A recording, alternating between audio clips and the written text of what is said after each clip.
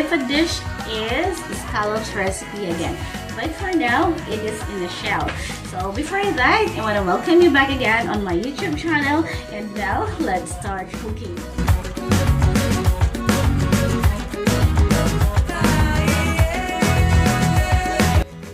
So, ayan po yung ating scallops shell. We're going to clean po muna yung ating scallops in running water. So, brush lang po natin ito to remove or to scrape off any dirt. Tapos, using a knife, dahan-dahan po natin ito i-detach yung scallops meat and to the scallop itself.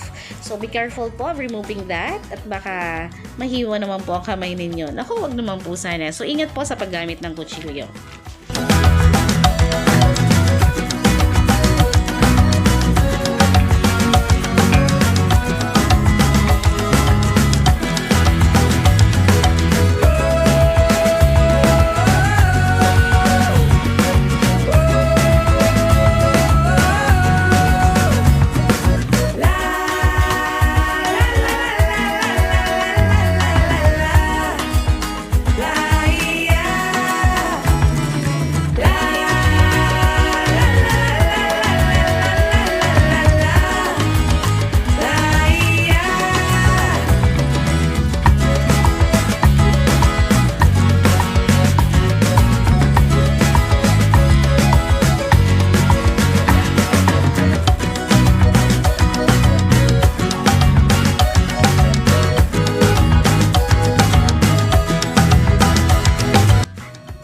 So, just keep the shell, ha? Don't throw it away because we're going to use that later.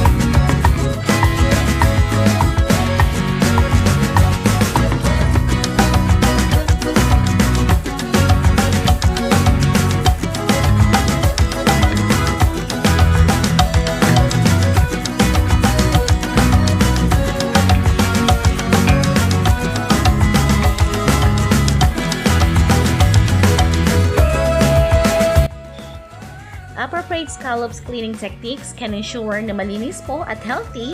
Syempre, masarap ang ating kakaining scallops. Kasi, kapag po nasobrahan sa paglinis, ay baka po ma-remove ang nutrients nito at ang lasa nito. So, remove lang po natin yung pinaka-dark membrane, yung innards nito, no? Yan, ganyan. So, remove lang po natin. Tapos, leave lang po natin yung pinaka-white muscles and your scallops will be ready to cook na.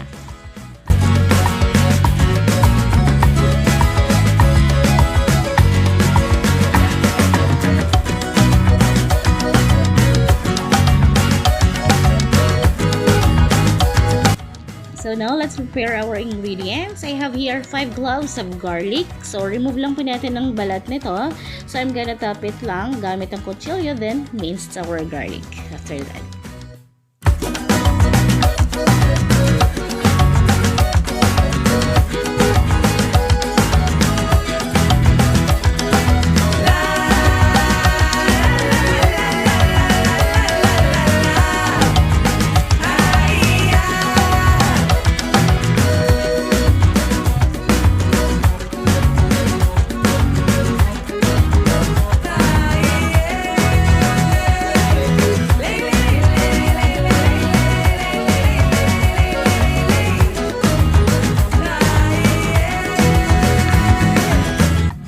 also need 1 medium size of our onion. So, balatan lang po natin ito.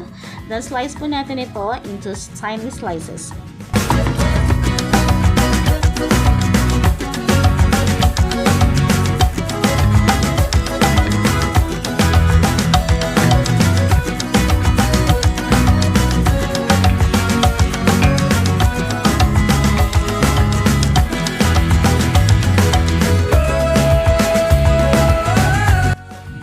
also need 1 green chili or siling haba. So, remove lang po natin yung seeds nito at hiwain ng maliliit. You can also use po red bell pepper if you have that available.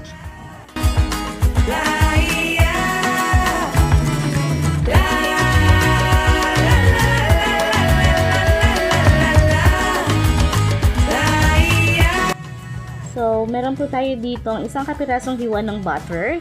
Tapos po yung ating garlic at saka onions. Tapos ang ating green chili.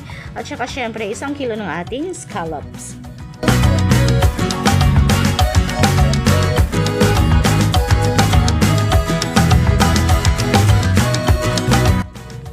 In a heated pan, let's melt our butter. Tapos isunod lang po natin yung ating garlic. Yan. So, saute lang po natin ito until the fragrance comes out. Tapos, let's dump in our scallops and cover it. Then, cook it for about 3 to 5 minutes.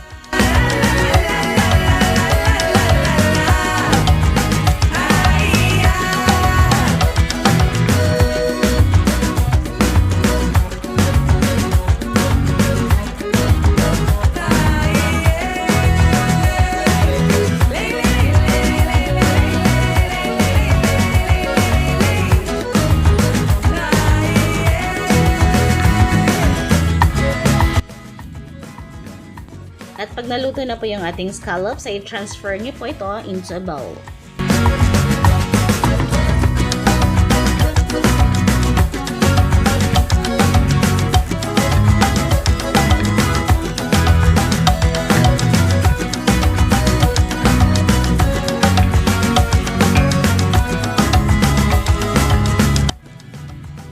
So, meanwhile, saute po natin yung ating onion at saka yung ating green chili.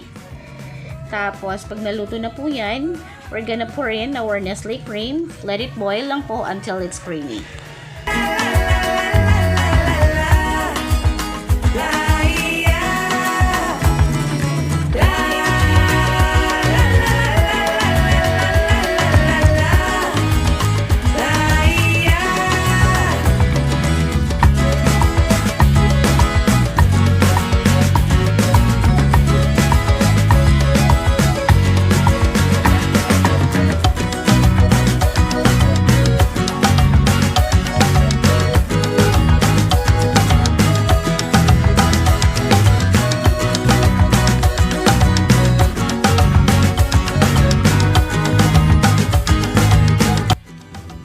Yan, kumukulo na po at creamy na po yung ating sauce. So, ilalagay na po natin yung ating cooked scallops. Tapos, haluin lang po natin ito ng bahagya at titimplahan na po natin ito ng ating 1 spoon of our oyster sauce at ng ating seasoning granules.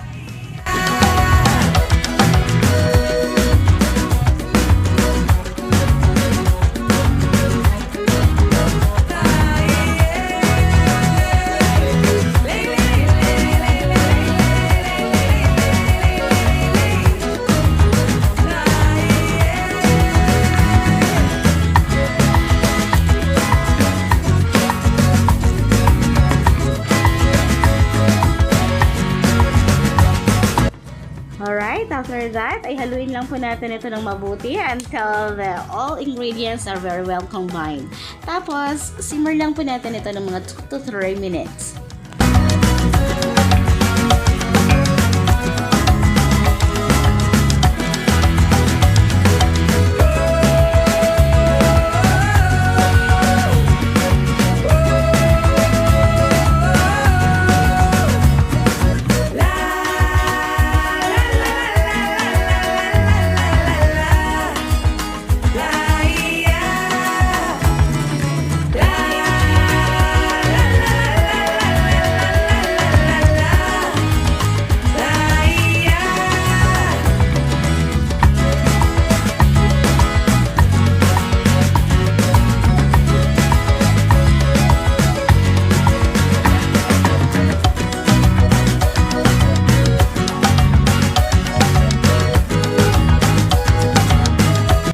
So, ito na po yung ating mga shells ng ating scallops. Diba? Ang gaganda ng kulay. May iba-ibang kulay. Ayan. So, beautiful. So, hinugasan ko na po ito. Tapos, ilalagay na po natin yung atin pong naluto nating scallops.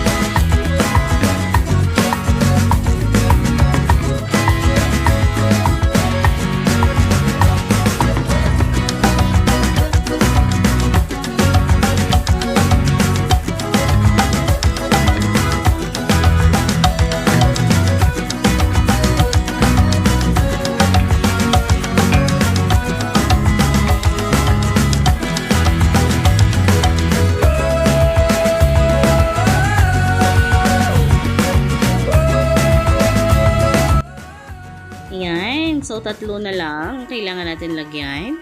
Yan. Matatapos na po tayo. So, look at that. Ang ganda at ang sarap. So, after that, ay pwede nyo pong lagyan ito ng grated cheese on top. Yan, ganyan. Tapos, pwede nyo din po itong lagyan ng dried garlic flakes. And then, it is now ready to serve.